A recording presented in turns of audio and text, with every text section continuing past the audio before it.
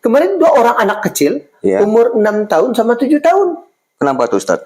Emaknya yang ngantar malahan. Karena tadi anaknya nih mainnya di masjid. Jadi emaknya ngantar untuk diminta disahadatkan. Yang saya tanyakan, kedua orang tua tersebut apakah muslim atau non muslim Ustaz? Dia katanya mau ngajak anaknya bersahadat. Nah, ternyata hari berikutnya mereka datang, yang bersahadat cuma anaknya. Mereka hanya pengantar doang. Bismillahirrahmanirrahim. Assalamualaikum warahmatullahi wabarakatuh. Sahabat Tujuh Langit, kali ini saya akan mengangkat kembali kisah Ustadz Indra Abdul Rahman. Atau dulunya Ustadz Indra ini bernama Yohanes Soter. Ustadz Indra ini terlahir dari suku Dayak, yang dimana suku Dayak ini adalah suku asli di Pulau Kalimantan. Ustadz Indra ini telah mensahadatkan lebih dari 1.000 orang di tempat asalnya. Total orang yang sudah Ustadz sahadatkan berapa orang Ustadz? Kalau dihitung-hitung sih, yang dihitung-hitung ndaklah banyak. Yang udah tercatat waktu sama dengan dakwah saya ke Malaysia, ke Brunei, dan sampai di sini juga kurang lebih yang udah seingat saya 1087 orang. 1087 orang yang Ustadz sahadatkan. Ya, insya Allah. Sebelum Ustadz Indra ini berdakwah di kampungnya, di tempat asal kelahirannya, Ustadz Indra ini pernah nekat merantau ke Jakarta. Dan dia sempat terlibat di beberapa produksi sinetron, terutama sinetron terkenal ya seperti Cinta Fitri. Dia itu terlibat ya sebagai figuran. Dan sebenarnya masih banyak kisah-kisah unik yang bisa kita angkat dari kisah Ustadz Indra. Tetapi karena tempat asalnya sangat jauh dari tempat saya, yaitu tempat saya ini di Kota Pontianak, sedangkan Ustadz Indra ini berada di Kabupaten Kapuas Hulu, yang dimana memakan tempuh sangat jauh dan memerlukan biaya yang sangat mahal untuk membuat sebuah produksi, sebuah konten di tempat asal Ustadz Indra. Dan kebetulan Ustadz Indra ini datang dan main ke Pontianak, sehingga saya ada waktu untuk wawancara eksklusif bersama beliau. Ada sesuatu yang ingin saya tanyakan kepada Ustadz Indra ketika Ustadz Indra ini datang ke Pontianak, yaitu saya pernah melihat postingan di Facebook beliau, di media sosialnya, bahwa Ustadz Indra ini sedang mensahadatkan seorang gadis, yang dimana seorang gadis ini ditemankan, disaksikan oleh orang tuanya, tanda kutip, yang masih beragama non-muslim. Kenapa kok mau orang tua non-muslim ini mengantar anaknya dan menjadi saksi anaknya ketika anaknya bersahadat? Bagi teman-teman yang penasaran, saksikan terus video di channel Laskar Tujuh Langit. Alhamdulillah berkat dukungan dan doa kalian, Laskar Tujuh Langit ini sudah mendirikan sebuah yayasan dengan nama Yayasan Laskar Tujuh Langit Indonesia, yang dimana yayasan ini dibuat untuk membuat program-program untuk mu'alaf dan muslim pedalaman. Jadi bagi teman-teman yang ingin berdonasi di program-program mu'alaf yang dibuat oleh Yayasan Laskar Tujuh Langit, bisa berdonasi di rekening yang kami cantumkan di video ataupun di deskripsi video. Dan jangan lupa dukung channel ini dengan cara apa? Dengan cara subscribe, memberikan like, memberikan komentar, dan membagikannya kepada teman-teman kalian. Dan bagi kalian yang ingin juga mendukung channel ini, bisa juga dengan cara berlangganan atau memberikan super thanks di channel ini atau di video ini. Sebelum kita mendengar wawancara kisah Ustadz Indra, bagi teman-teman yang memiliki penyakit mah kronis, diabetes, stroke, dan lain sebagainya, ini ada suplemen yang namanya British Propolis. Insya Allah British Propolis ini bisa mengatasi penyakit-penyakit yang tadi saya sebutkan. Bagi teman-teman yang ingin membeli, bisa menghubungi nomor WhatsApp yang saya cantumkan di deskripsi video.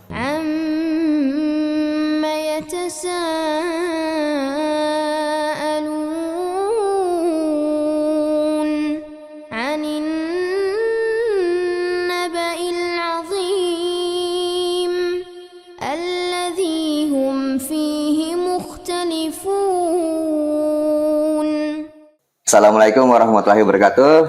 Dengan saya Bang Ilham di channel Laskar Tujuh Langit. Alhamdulillah sekarang di samping saya ini ada Ustadz Indra. Nah, Ustadz Indra Abdul Rahman. Ya. Yang dulunya nih namanya Yohanes Soter. Iya, benar sekali. Nah, Ustadz Soter. Ya. Ini kan ceritanya dulu nih Ustadz ini kan dari kampung pedalaman. Benar sekali. Di Pulau Kalimantan, ya tepatnya di Kalimantan Barat Ustadz ya. Iya. Kok tiba-tiba bisa ke Jakarta nih? Saya dengar nih Ustadz cerita dulu tuh pernah terlibat di beberapa sinetron. Kenapa nggak dilanjutin di Jakarta? Kenapa balik kampung? Yang saya penasaran dan bahkan memilih menjadi Ustadz. Jadi gini, ceritanya tuh panjang sih Bang Ilham. Panjang sekali kalau ceritain awal muasalnya kenapa saya bisa ke Jakarta, kenapa saya ikut terlibat dalam entertainment, ya kan. Sebelumnya sih saya nagih uang sebenarnya. Nagih uang hasil daripada kerja kayu dulunya. Itu cerita awal muasalnya tuh. Nagih uang yang sempat dipakai teman selama 2 tahun tidak ketemu, hubungan pun kontak-kontak pun tidak pernah. Jadi beranikan diri ke Jakarta. Karena teman tersebut ke Jakarta. Ke Jakarta. Saya dengar dia ada di salah satu tempatnya tuh di wilayah Bekasi Timur. Nah, maka saya telusuri ke sana. Ya benar, ketemu orangnya. Ketemu. Dan saya pun waktu itu tidak tahu sama sekali jalan ke Bekasi. Jadi nekat ya? Nekat, beranikan diri ke sana kan. Beranikan diri ke Jakarta melalui beberapa informasi dari orang-orang. Saya tanya, ketemu orangnya. Alhamdulillah. Masuk dunia entertainment. Itu awalnya saya tertarik. Waktu itu masih ada sinetron Cinta Fitri. Cinta Fitri. Cinta Fitri. Ustadz terlibat di sinetron tersebut? Iya, sedikit lah waktu itu kan, tidak lama. Jadi jadi gini, waktu itu saya ada teman di dunia entertainment, dia mengajak untuk latihan acting. Latihan acting di salah satu PH. Nah, maka saya pun memberanikan diri ingin merubah lah. Gimana sih di dalam dunia entertainment ini kan. Saya pun ikut latihan acting di salah satu PH.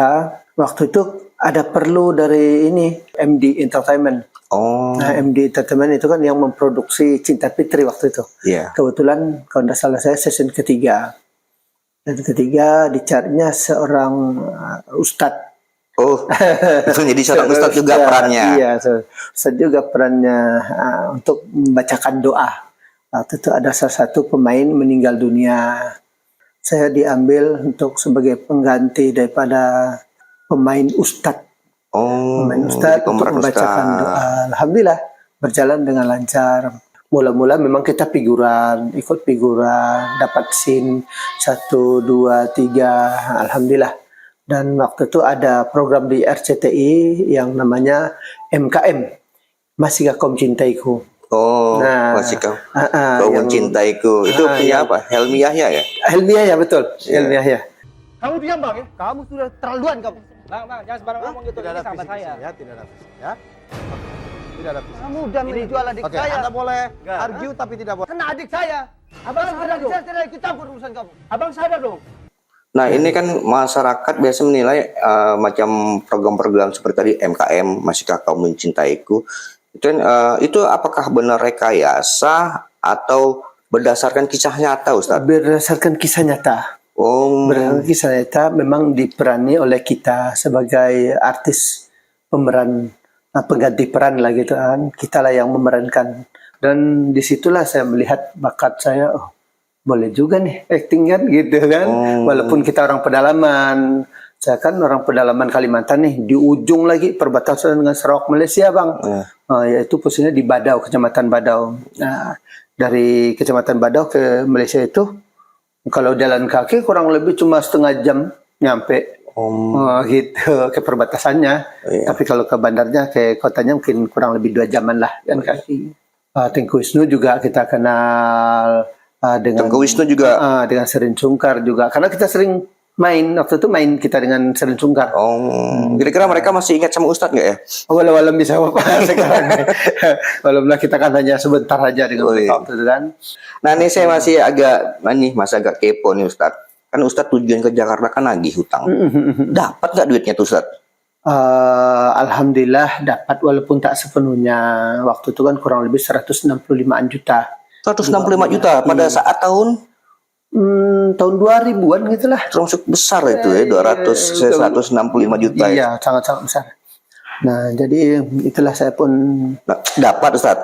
Dapat. Kok nggak balik? Dikit. Kok nggak balik? Kok malah meneruskan ke Jakarta, malah tinggal di sana? Kenapa? Nah, itulah kita sih punya rencana. Allah yang menentukan. Saya di sana kurang lebih Jakarta kurang lebih 10 tahunan. 10 tahun di Jakarta dengan niat awalnya nagih utang. Nagih utang. Ujung-ujungnya sampai menetap 10 tahun. Iya. Nah, selebihnya saya mencari ilmu lah. Melalang buana ke Jawa Tengah, ke Jawa Barat, ke Jawa Timur kan. Alhamdulillah. Nah, itulah perjalanan hidup. Nah, kenapa saya sekarang balik lagi ke tanah kelahiran seperti di Kalimantan Barat, khususnya di Badau. Karena tanah kelahiran saya sih tidak jauh dari situ. Dari asal saya dulu di Pinjawan. Itu tanah kelahiran saya yang pernah saya ceritakan waktu itu. Benua Martinus itu. Yang jalan kaki dari 3 hari 2 malam itu. Nah, ini saya melihat postingan Facebook Ustadz. Dan nama teman-teman jika mau add Ustadz Indra, ini di Facebook namanya akunnya Ikhlas Tawakal ya. Iya, Ikhlas Tawakal. Kayaknya udah mau habis tuh, mau penuh, udah full. Udah full pertemanannya. Jadi saya sekarang buka ini lagi halaman itu namanya Yohanes Soter. Oh, Yohanes Soter nama aslinya. Iya. Nah, saya melihat di akun Ustadz itu ada sebuah foto Ustadz lagi melakukan syahadat ya. Seorang gadis. Foto tersebut agak unik teman-teman karena saya melihat sepertinya itu disaksikan oleh kedua orang tuanya di dalam foto tersebut ya Ustadz. Nah, yang saya tanyakan, kedua orang tua tersebut apakah muslim atau non-muslim Ustadz? Nah, kebetulan waktu itu mak bapaknya itu yang saya tanyakan kemarin. Saya tanyakan kemarin sebelum waktu pertama awal ketemu, sebelum ada niatnya anaknya ini tadi, saya pernah berjumpa dengan dia dan mereka orang tuanya bahwa mereka ingin ngajak anaknya untuk bersahadat. Dia katanya mau ngajak anaknya bersahadat. Mau ngajak anaknya bersahadat. Nah, ternyata hari berikutnya mereka datang, yang bersahadat cuma anaknya. Mereka hanya pengantar doang. Artinya mereka non-muslim? Iya, masih non-muslim. Mereka ingin mengajak anaknya untuk bersahadat. Ternyata mereka ini non-muslim. Masih non-muslim.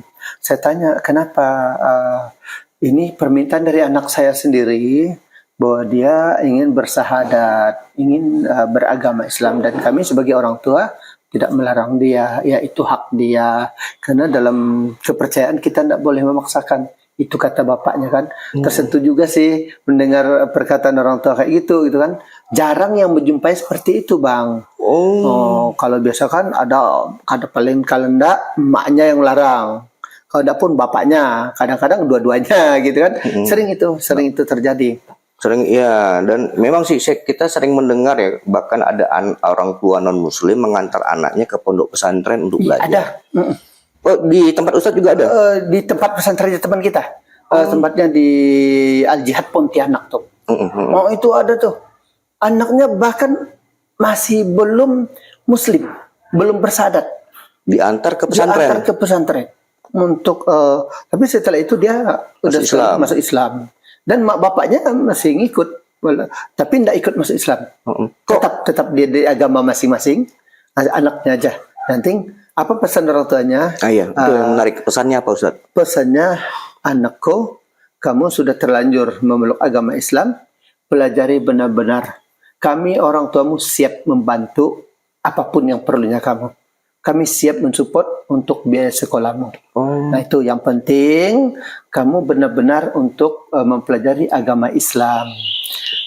Sudahlah, kami walaupun kami tidak sama-sama beragama, kami beragama dengan kamu, kami masih Kristen, kamu sebagai anak kami sudah Islam, kita masing-masing jalan.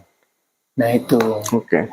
Terus kenapa diantar ke pondok pesantren? Kenapa tidak diantar ke sekolah yang sesuai dengan keyakinan orang tuanya, Ustaz? Nah itu yang menyebabkan anaknya ini juga, ini maunya anaknya juga.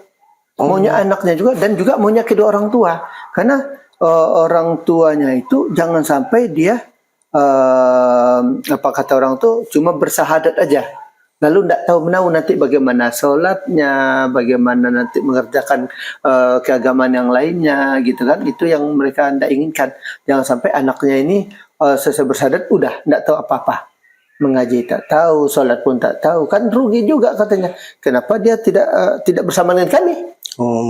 Makanya mereka tuh pinginnya anaknya tuh paham betul dengan tentang agama Islam ini. Oh, berarti ketertarikan ini dari anaknya Ustadz ya. Anaknya. Ingin masuk Islam dan orang tuanya justru mendukung bahkan mengantar anaknya ke pondok pesantren. Iya, bukan cuma hanya mengantar, itu membiayai. Bahkan membiayai.